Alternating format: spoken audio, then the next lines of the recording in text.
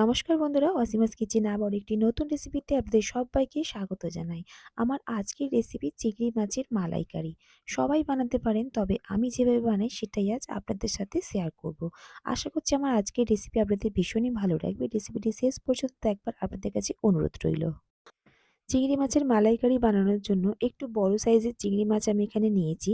আর একেবারে কেটে খুব ভালো করে ধুয়ে নিয়ে সামান্য একটু নুন আর হলুদ দিয়ে মাখিয়ে রেখে দেবো কিছুক্ষণের জন্য।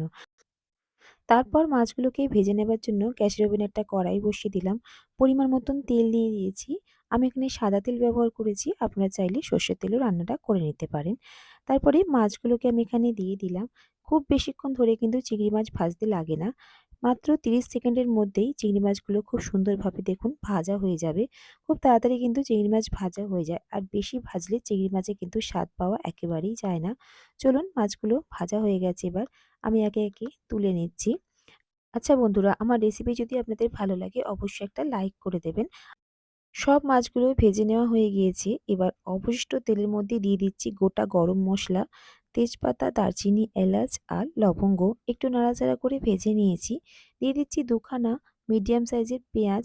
আগে থেকেই আমি পেস্ট করে নিয়েছিলাম। পেঁয়াজটাকে বেশ লালচে লালচে করে একটু ভেজে নিতে হবে। নাড়াচাড়া করে দেখুন পেঁয়াজ থেকে বেশ অনেকটাই যখন জল শুকিয়ে আসবে, এই সময় দিয়ে দিচ্ছি আমি ২ চামচ কাঁচা লঙ্কা, আদা, রসুনের পেস্ট।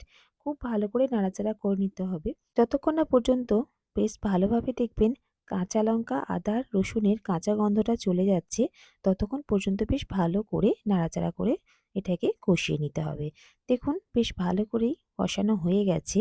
এবার আমি এখানে দিয়ে দিচ্ছি ২ খানা মিডিয়াম সাইজের টমেটো পেস্ট। টমেটো পেস্টটাকে দিয়েও কিন্তু খুব ভালো করে নাড়াচাড়া করে নিতে হবে।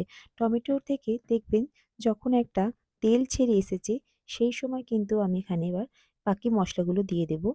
দিয়ে দিচ্ছি হাফ চামচ হলুদ গুঁড়ো, হাফ চামচ জিরে গুঁড়ো আর দিয়েছি হাফ চামচ কাশ্মীরি লাল লঙ্কার গুঁড়ো। আর এখানে আগে থেকেই আমি সর্ষে আর কাজু বাদাম পেস্ট করে রেখেছিলাম। আমি এখানে কালো সর্ষেটাই ব্যবহার করেছি। আপনারা চাইলে কিন্তু সাদা সর্ষেটাও ব্যবহার করতে পারেন। খুব ভালো করে এবার মশলা কষিয়ে নেব। বাকি মিক্সিং জার ধুয়ে জলটুকু আমি দিয়ে দিয়েছি। খুব ভালো করে দেখুন এবার নাড়াচাড়া করে কষিয়ে নিতে হবে। ১ থেকে ১.৫ মিনিট মতন ভালো করে মশলাটাকে আস্তে আস্তে কষিয়ে নেব। গ্যাসের আঁচ কিন্তু একেবারেই লো করে দিয়েছি। দিয়ে দিচ্ছি স্বাদ মতন লবণ, সামান্য একটু চিনি। আবারও খুব নাড়িয়ে চাড়িয়ে কষিয়ে নিচ্ছি। যেহেতু এখানে কাজু বাদাম আছে, গ্যাসের আঁচটা কিন্তু একেবারেই লো করেই রাখতে হবে। তা না হলে কিন্তু কড়ায় ধরে যাওয়ার সম্ভাবনা আছে। দেখুন মশলা খুব ভালোভাবে কষানো হয়ে গেছে আর মশলা থেকে খুব ভালোভাবে তেল ছেড়ে এসছে। এই পর্যায়ে দিয়ে দেব ১ কাপের কিছুটা কম নারকেলের দুধ। দুধটাকে দিয়ে বেশ ভালো করে নাড়িয়ে চাড়িয়ে নিচ্ছি। একটু ভালো করে দেখুন কষানো হয়ে গেছে, সেই সময় দিয়ে দিতে হবে ১ বাটি কাউ মিল্ক দিয়েছি এখানে আমি। খুব ভালো করে এবার নাড়াচাড়া করে নিচ্ছি। এই দুধের মধ্যে যখন একটা বলক চলে আসবে, সেই সময় আমি আগে থেকে ভেজে রাখা চিংড়ি মাছগুলো দিয়ে দেবো। একবার এইভাবে চিংড়ি মাছের মালাইকারি বানিয়ে দেখুন, খেতে কিন্তু ভীষণই ভালো লাগে। আর আপনারা যদি বাড়িতে বানান কমেন্ট বক্সে জানাতে একেবারেই ভুলবেন না যে খেয়ে আপনাদের কেমন লাগলো।